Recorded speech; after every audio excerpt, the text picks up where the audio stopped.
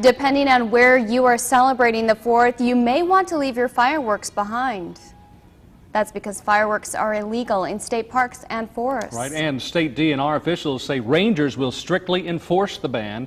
Citations can cost up to $200, and parents can even be held liable for any fires their children cause because of the fireworks. Sparklers are allowed in the parks, but rangers say they would rather not see them.